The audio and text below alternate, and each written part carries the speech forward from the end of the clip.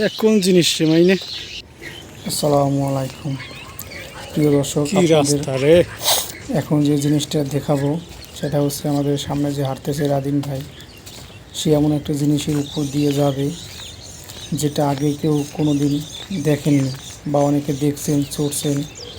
সেই জিনিসটা দেখাবো যে কীর উপর দিয়ে সে হেঁটে যাচ্ছে, কীভাবে পারে এভাবে হেঁটে যেতে। দেখুন তাহলে চলে আসছে। আবে সালাই এক কে হুয়া। এই যে এটাকে কোন জিনিস রে বলা মাইনে? হয় বাঁশের হাক্কা বা বাঁশের শাঁখো।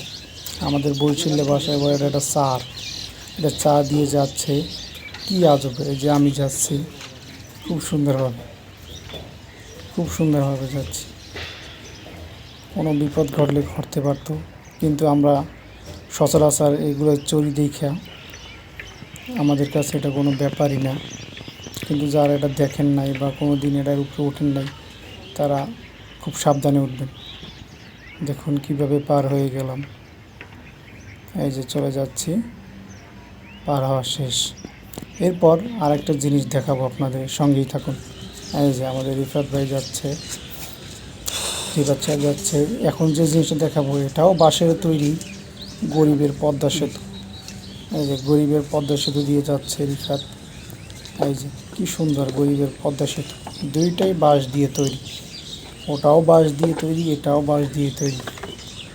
এই যে কি সুন্দরভাবে বাঁশ দিয়ে হেঁটে যাচ্ছি, পিছনে আমিও যাচ্ছি। খুব সুন্দর। হয়তো বিদেশি মানুষ এগুলো কোনো দিন দেখেনি বা এগুলো তারা জানবে না যেটা কী দিয়ে বানানো, কী দিয়ে বানাইছে। আমি সারা জীবন শুনছি বাঁশ পিছন দিয়ে দেয়, এই প্রথম দেখলাম বাঁশ দিয়ে শাঁখো বা বাঁশের ব্রিজ হয়।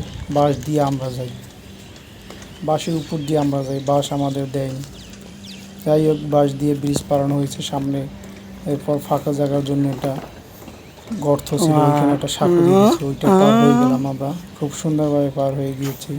হ্যাঁ, টাটা বাই বাই দিয়ে দাও, যাও।